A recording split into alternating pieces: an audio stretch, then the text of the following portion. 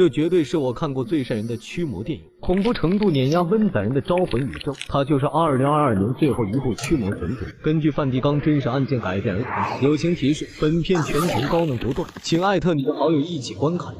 1835年恶魔附身事件在西方国家不断崛起，梵蒂冈为了维护世界和平，在罗马成立了一所驱魔学院，专门培训一些驱魔大神。随着时间的流逝，恶魔不但没有收敛，反而越战越勇，全球所接待的恶魔附身案件已经达到了前所未有的数量。直到2018年，梵蒂冈为了拓展势力，开始在罗马以外开设驱魔分院，大量招生。不过学院有个特殊的规定，只有男同学才可以成为神父，修女只能负责照顾病人，进行一些护理工作，绝对不能参加驱魔仪式。我们的女主翠花就是波士顿驱魔学院里的修女，儿时的阴影成了她终身的噩梦。她的母亲患有严重的抑郁症，翠花经常遭受虐待，每次恢复正常后，母亲都会抱着她哭泣，显得无比自责，说是脑子里的东西让她那样做的。为了保护女儿，最终母亲选择了自杀。虽然从医学角度上，她被确诊为精神分裂，但翠花一直认为母亲是被恶魔附身。神父和恶魔经历了上百年的战争，虽然每次都被打得节节败退，但他们收获了不少经验。一名精神科的女教授告诉学生，恶魔非常的狡猾，他们会入侵人类大脑，使患者产生幻觉，让他们遭受精神疾病和人格分裂的痛苦。所以他们除了这套神学体系，还建立了一套完善的医学系统。那些被怀疑附身的患者都会被安置在这种封闭的房间，驱魔前他们必须对患者进行一系列的检查和状态评估。翠花除了学习以外，平常的工作就是照顾这些病人。她与一位叫娜塔莉的小姑娘十分要好，也得到了对方信任。不幸的是，经过这段时间的观察，她已经被确诊为恶魔附身，所以她的状况时好时坏，经常把翠花吓得魂飞魄散。更可怕的是，她体内的恶魔似乎盯上了翠花，身边种种怪事的发生，加上她儿时的悲惨遭遇，使翠花对驱魔也有着强烈的向往。这天，他又偷偷溜进了驱魔课堂，神父很善良，对他也是视而不见，根本不介意女学员的到来。这天，神父讲了一个失败的驱魔事件，当患者到了邪灵附身的晚期，会遭遇身体和精神方面的极端状态，就算抢救成功，但也活不了多久。虽然圣经是对付恶魔最强大的武器，但驱魔不仅仅是简单的祷告，而是与魔共舞，所以他们必须掌握战斗的节奏，找到正确的切入点。下课后，翠花突然想起母亲的临终遗言，她曾告诉过自己，体内的恶魔并不想占有她，真正的目标是翠花，因为她是上帝选出的驱魔勇士。翠花意识到自己的使命后，第二天就向学院提出自己要成为一名驱魔人，但最终因为教会的规定，将她无情地拒绝了。翠花无奈只好遗憾离场，但很快恐怖的事情就发生了。这天，她正在给一位老头做护理时，老人体内的恶魔突然爆发，一把将翠花摁在墙角，伸出恶魔的长舌，然后抱起她跳了一段诡异的舞蹈。这时，翠花突然想起神父所说的话，与魔共舞时一定要注意节奏。随着音乐的节拍，翠花很快就稳住了情绪，找准时机一把将恶魔推出了体外。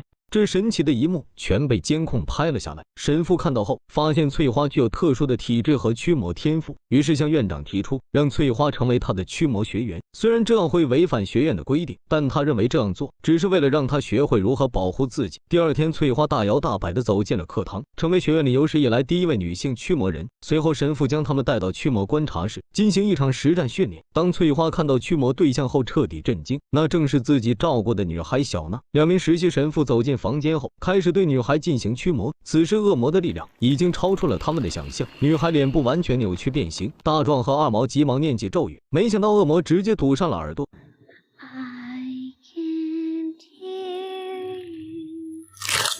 大毛感觉受到了侮辱，直接将圣水洒了出去。女孩立马向后退去，顺着墙角爬到了房顶，然后发出恶魔般的嘶吼声，屋内的灯光也跟着闪烁起来。两名实习生被吓得胆颤心惊。这时女孩一跃而下，根本不把实习神父放在眼前，直接来到玻璃前，对翠花说出3个字：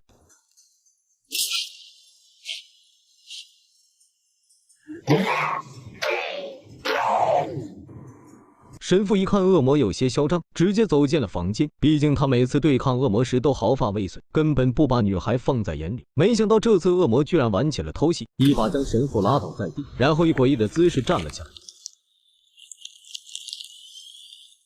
翠花面对恶魔公然的挑衅，毫不畏惧地走进了房间。翠花不断呼唤着女孩的名字，希望用内心的力量驱赶恶魔。女孩果然被渐渐唤醒，但下一秒恶魔又突然爆发，大量头发钻入女孩口中。二毛见状赶紧上前帮忙，神父和翠花不停念着驱魔咒语。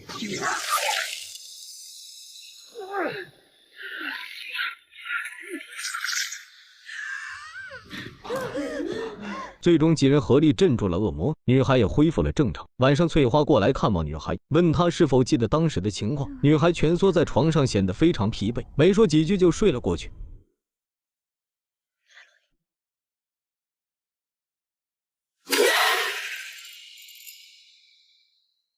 第二天，翠花找到神父，问他女孩是不是到了附身晚期。神父表示，现在她还处于观察区，如果病情继续恶化，将超出他们的能力范围，到时候会把她送往梵蒂冈总部，交给顶级神父处理。翠花对女孩有着浓厚的感情，不想就此放弃，希望神父给她一些时间。毕竟恶魔的力量寄宿于灵魂，而非肉体。为了拯救女孩，翠花开始查阅大量的驱魔资料，在二毛的掩护下，偷偷溜进图书馆的禁区，这里有更多关于恶魔附身的案例。翠花观看一些档案时，突然发现一起成功案例，并且播放了那盘录像。原来神父们掩盖了真相，女孩体内的恶魔并没有被成功驱除，她不断分割自己的身体，但身体始终没有消失。她曾祈求过上帝的原谅，但内心会感觉到无比的自责和愧疚。这时翠花再次回想起母亲当时的状态，发现恶魔专门挑那些内心脆弱的人下手，揭开他们内心最黑暗的地方，然后趁虚而入。即便被神父驱除，也会对患者留下不可磨灭的心理阴影。这也正是他母亲自杀的原因。这天，二毛找到翠花，请求她私下帮自己的妹妹进行驱魔。原来他妹妹被人强暴后，导致意外怀孕又不幸流产，从那以后他就一直处于痛苦之中。恶魔靠他内心的愧疚感，不断侵蚀着他的灵魂。通过这段时间和翠花的交往，二毛发现翠花确实有天赋，她可以越过恶魔走进患者的内心。翠花答应后，两人直接来到二毛家里。妹妹奄奄一息地躺在床上，翠花走上前，在她额头上画了个十字架。这时恶魔突然被唤醒，妹妹不断地抓着肚皮，翠花立马在肚皮上也画了个十字。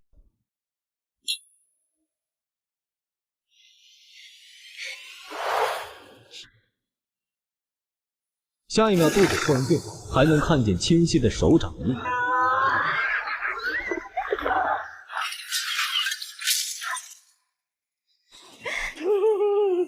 翠花无所畏惧，再一次用卖苦的方式进行感化，治愈这颗破碎的心灵，让妹妹从内心将恶魔驱赶。没想到这次他们居然大获全胜。但这次事件后，翠花又突然想起自己的童年遭遇。15岁那年，她也曾意外怀孕，当时自己喝得烂醉，根本不知道父亲是谁。后来孩子也被修道院送到其他家庭寄养，现在她每天都在祈求上帝的原谅。回到学院后，翠花拿出母亲留下的母书，又回想起那些悲惨而幸福的往事。这时，翠花的眼睛突然传来一阵剧痛，掰开眼皮后，居然从里面拽出一根发丝。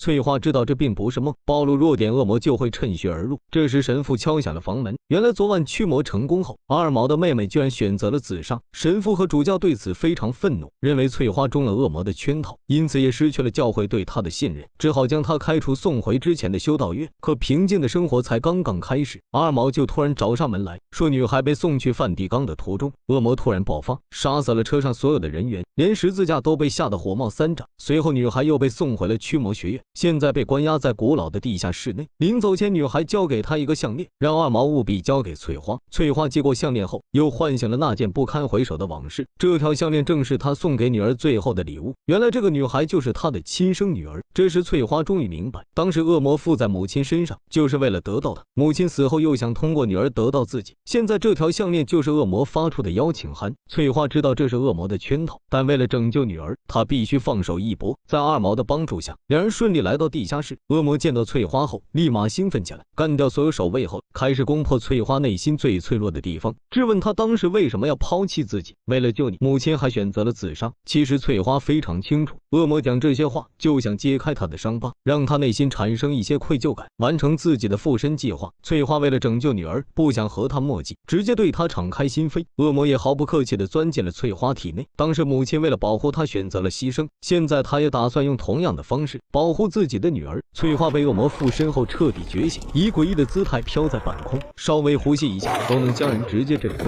最终恶魔控制着翠花，一把掐住了亲生女儿。当她看到手上的项链时，突然恢复了一丝理智，开始和体内的恶魔进行对抗，利用自己天生的驱魔体质和恶魔抢夺身体的控制权。为了限制恶魔的走位，翠花直接扭断自己的脚踝，然后站在洗礼池边，用十字架灼烧自己的大腿。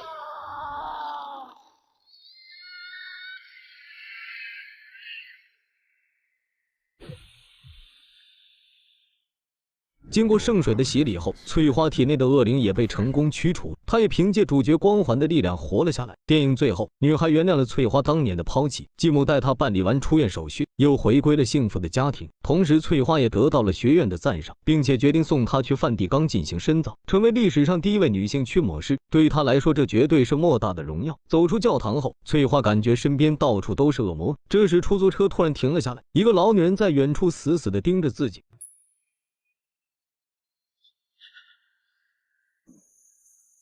翠花毫不畏惧，从包里缓缓掏出一件法宝，因为她是恶魔的天敌，是上帝认准的驱魔战士。